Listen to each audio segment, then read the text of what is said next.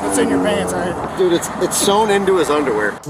Okay, while someone's underwear isn't necessarily a place you expect to find drugs, it's not a surprise that bust happened on I-75. Law enforcement has known for years that this highway is a cross-country drug trafficking pipeline. So from Michigan all the way down to Florida. And you've probably guessed the F word that's about to come up. The amount of fentanyl drastically within the past few years has increased. We found that I-75 runs through the 3 places in Florida with the most fentanyl deaths. And 2 of them are right here in the Tampa Bay area. It literally makes me sick to my stomach. Let's see what's brewing.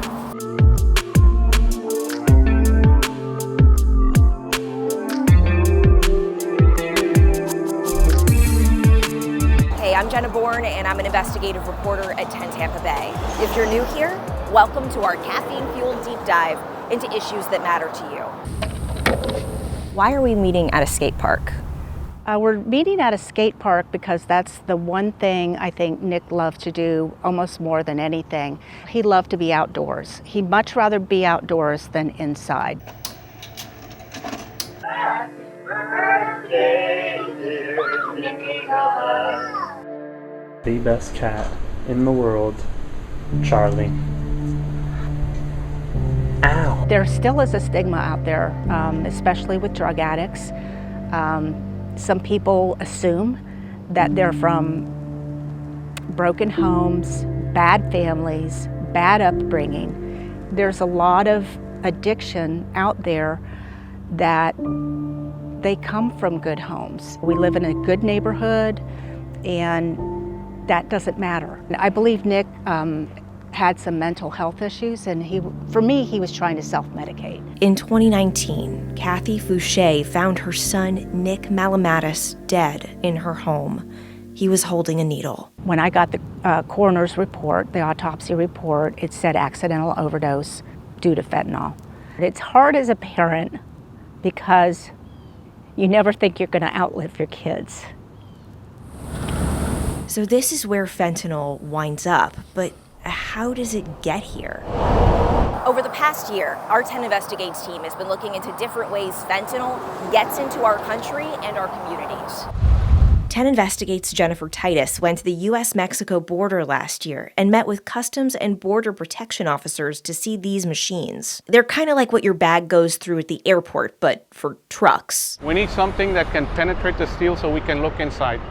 Refrigerated, frozen commodities is another one. So this high energy, we can actually see what's inside. And we told you in March, the White House's Office of National Drug Control Policy identified the U.S. mail in 2019 as the most common distribution medium for fentanyl entering the U.S. and moving domestically to its end users. The chemicals are derived from China, shipped into Mexico, where the laboratories are then producing what we see as straight fentanyl powder, and/or a lot of what we're starting to see are pressed pills. We see them come from areas along the border because it's easily brought into the United States from across the U.S. border and then shipped throughout the United States.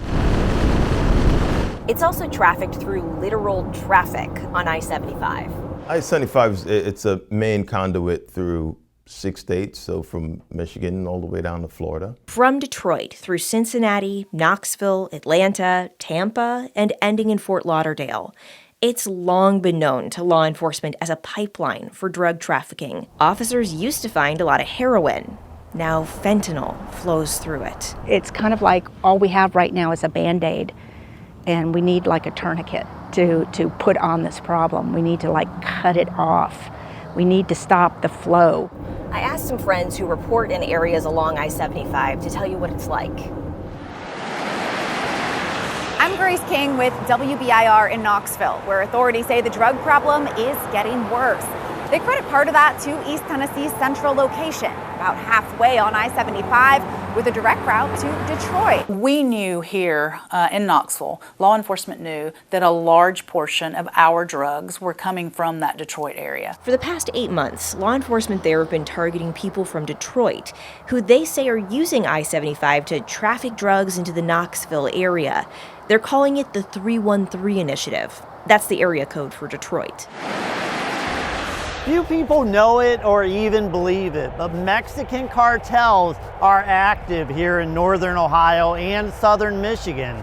Drug seizures on I-75 in Ohio, nowhere has more than Wood County. Although some state agencies, like Ohio State Highway Patrol, track their fentanyl busts along I-75, Florida Highway Patrol does not. FHP doesn't even track how much fentanyl they bust across the state. Their drug data lumps fentanyl into the category called other. So it's hard to say exactly how much fentanyl Florida troopers are finding along I-75 or anywhere else. But what we do know is that more people are dying in Florida from fentanyl than any other drug.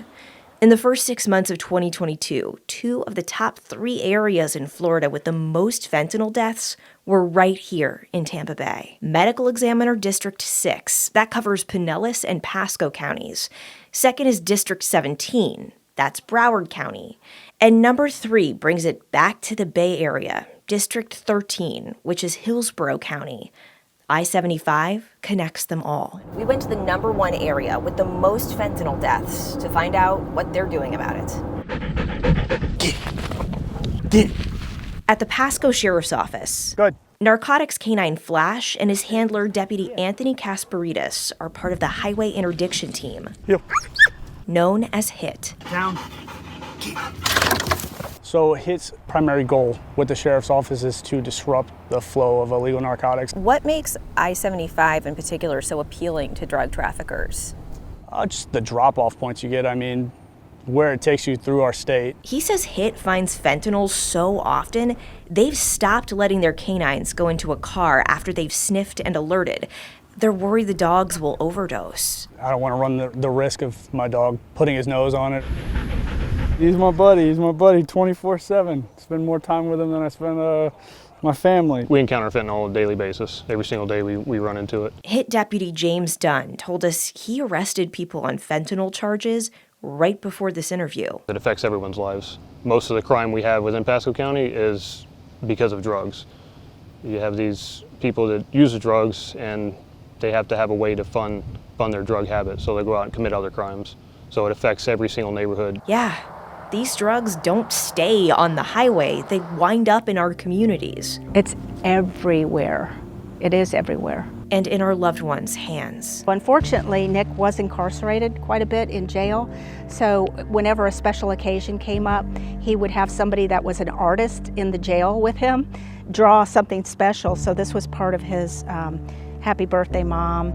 He'd send me those, and he had a handwritten note with it. A lot of people are dying, just like Nick died, because their drug of choice was laced with fentanyl and they didn't know it. He still was my son. So thank you for letting me share. If you or a loved one is struggling with addiction, we have resources for you in the video description below. Thanks for watching What's Brewing. Subscribe to 10 Tampa Bay's YouTube channel and add the What's Brewing playlist to your library so you don't miss an episode. And I'll see you next time.